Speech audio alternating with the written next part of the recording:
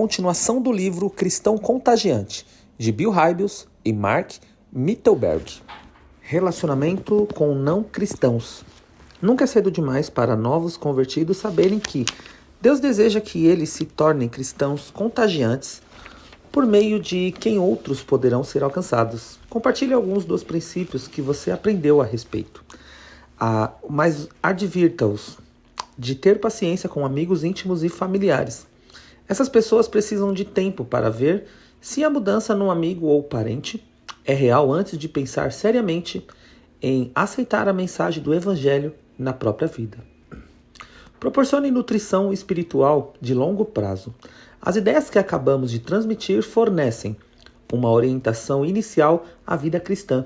O problema é que, com muita frequência, paramos por aí na expectativa de que, de alguma forma, os novos convertidos sobrevivam sozinhos. No entanto, por sabermos que eles são recém-nascidos espirituais, precisamos garantir que recebam nutrição espiritual apropriada. Há duas boas maneiras de fazer isso.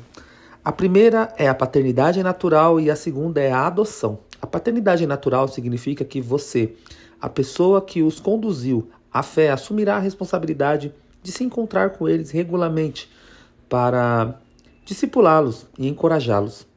A vantagem é que já existe um elo de confiança entre vocês e é natural que ele se desenvolva até a próxima fase de crescimento. Muitas vezes, porém, diferenças de idade, personalidade, fase de vida, gênero ou localização tornam a segunda alternativa, a adoção espiritual, a melhor escolha. Isso não significa abandonar os novos convertidos na porta de uma igreja. Em vez disso, você deve procurar com cautela e em oração um pai adotivo com quem seu amigo tenha certa afinidade, um cristão maduro disposto a dedicar a energia e tempo necessário para ajudá-lo a crescer no relacionamento com Cristo.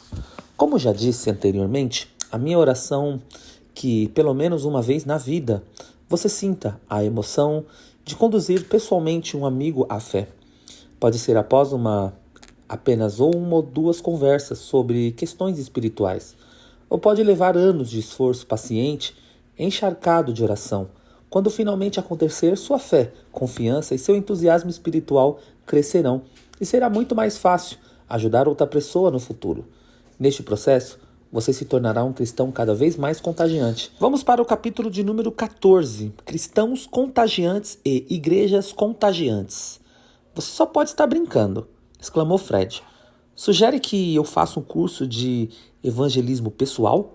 Preciso confessar que, de todas as maneiras que pensei em passar minhas próximas terça-feiras à noite, treinamento evangelístico definitivamente não estava na lista.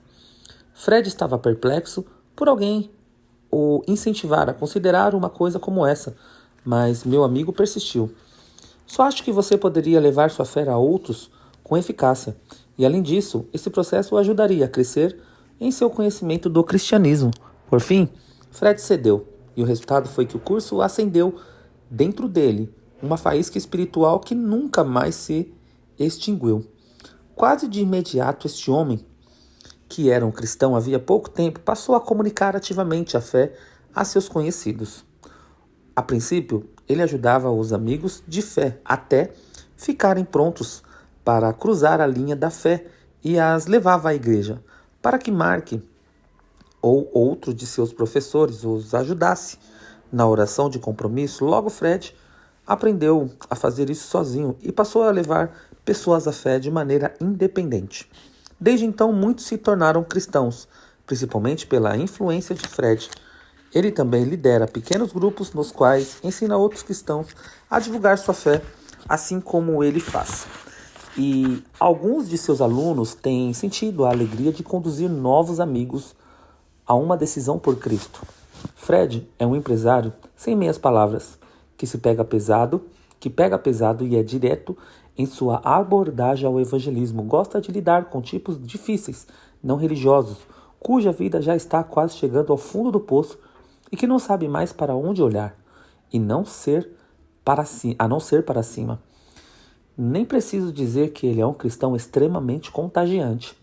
Julie, em contrapartida, não é nada parecida com Fred. Tímida, de fala mansa, Mora num bairro residencial e tem 2 filhas crescidas, assim como um cachorro grande e amistoso. Ela e o esposo Bob costumavam frequentar uma igreja confortável de posição moderada, na qual o evangelho não era ensinado com clareza. Até que certo dia, após uma série de acontecimentos, Julie entregou sua vida a Cristo.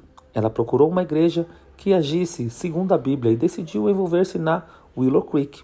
Logo, Julie entrou em contato com alguns dos membros focados no evangelismo.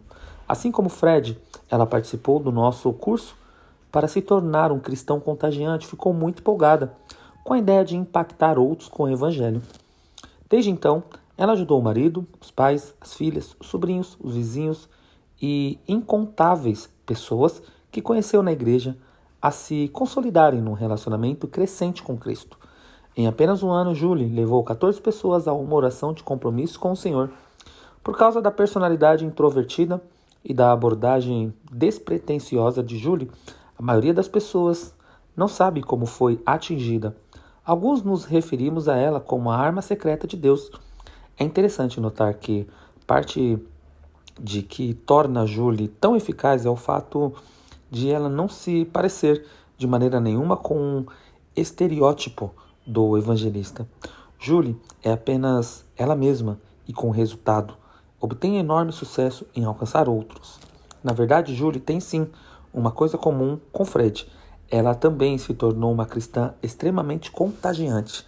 São 2 pessoas especiais, mas são também apenas cristãos comuns, como você e eu. São meros pecadores que encontraram o perdão de Cristo e desenvolveram os valores, o caráter e as habilidades necessárias para impactar a vida espiritual de outras pessoas. Assim como esses dois diferem um do outro, é possível encontrar cristãos contagiantes numa multiplicidade de formatos, tamanhos, cores, idades, personalidades, temperamentos e graus de experiência. Quando você pensa que já se sabe identificar as características de um cristão, surge uma nova variedade e quebra a forma. Essa diversidade se torna ainda mais empolgante quando vemos que nenhum interessado nas questões espirituais é exatamente igual ao outro.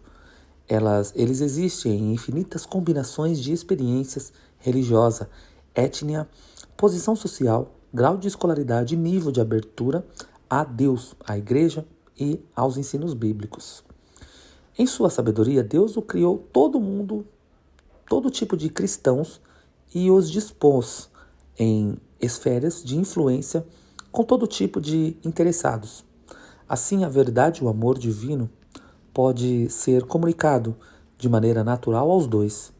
No entanto, para que isso aconteça, precisamos aprender o básico sobre de que maneira propagar a fé e pôr em ação o que aprendemos.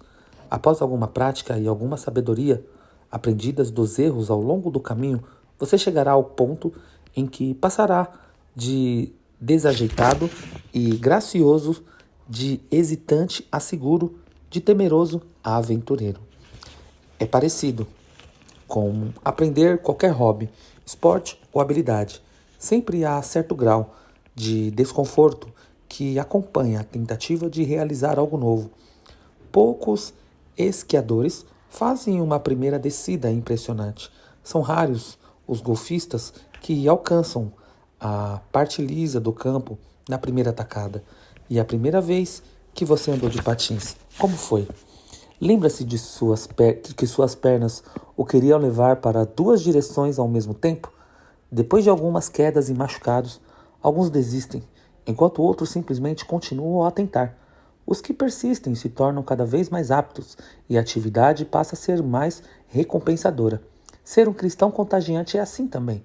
As pessoas que caem em seus esforços para construir relacionamentos e comunicar a mensagem de Cristo, mas depois se levantam, sacodem a poeira e começam de novo. Podem esperar pelo dia em que se sentirão confiantes e competentes.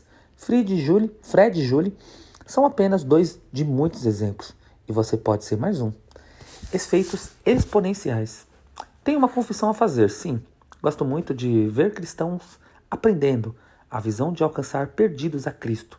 É ótimo vê-los superar a relutância inicial e desenvolver um nível de proficiência que, com a influência do Espírito Santo, produzirá enorme colheita de novos cristãos. E gosto ainda mais quando fico sabendo que algum deles conduziu uma pessoa a Jesus pela primeira vez, pois sei que essa experiência expandirá a fé do novo evangelista e garantirá níveis de sucesso ainda maiores no futuro. Aqui, porém, vem a confissão. Acima de tudo, gosto demais de ver alguns cristãos contagiantes espalhando para outros o germe da comunhão, que por sua vez o transmite ainda mais para pessoas, até uma epidemia evangelística se disseminar por toda a igreja. Pense nisto. Se um cristão contagiante pode ser usado por Deus com tanta eficácia, o que acontece quando a igreja inteira se torna contagiante? Quando isso ocorre, um impacto espiritual explosivo se alastra por toda a comunidade. Por mais importantes que sejam nossos esforços individuais, Deus alcançará o mundo por meio da combinação de forças e atividades de todos os que atuam conjuntamente na igreja. Nem preciso dizer que a maioria das igrejas não é assim. Felizmente, há exceções notáveis, mas muitas igrejas apenas passam semana após semana tentando manter os números, equilibrar os orçamentos e preservar o status. Elas não têm uma visão profunda de buscar os perdidos e mostrar-lhes o caminho de Deus, porque estão ocupadas demais lidando com questões e conflitos internos. Para mim, isso é uma imitação barata. Não era o que Jesus tinha em mente quando falou em Mateus 6,18 sobre construir uma igreja que as portas do Hades não poderão vencê-la. Sua visão de igreja era de uma força ativa, dinâmica e expansão. Atos 1,8. O centro de sua missão era resgatar, redimir e recrutar pessoas atoladas no pecado. Com uma missão dessa magnitude, precisamos proteger-nos da complacência. Mesmo se você estiver numa igreja que, em alguma medida, luta para atingir essa meta, é importante não se concentrar no número dos que já foram alcançados, mas na multidão de famintos de esperança que um dia terão de enfrentar o juízo de Deus. Sim, devemos celebrar conversões quando elas ocorrem, mas nunca podemos ser satisfeitos a parar de evangelizar. Até que o mundo inteiro conheça Cristo, temos que trabalhar e fazer.